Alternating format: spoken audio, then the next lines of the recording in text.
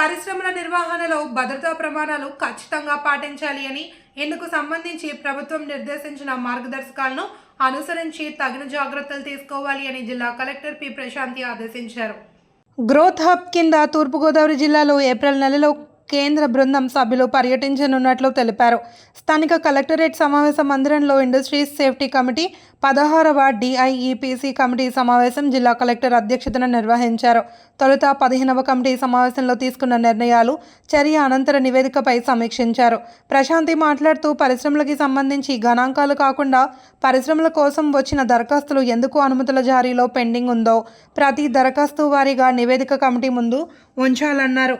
ఏక గవాక్ష విధానంలో అనుమతులు జారీ చేయాల్సి ఉంటుందన్నారు.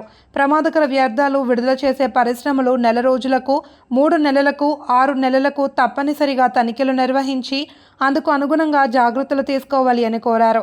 జిల్లా పరిశ్రమల అధికారి Vanidhar Raman, deputy chief inspector R Tirumalarao, సహాయ సంచాలకులు Pradeep Kumar, inspector of factory G Swathi తదితరులు పాల్గొన్నారు.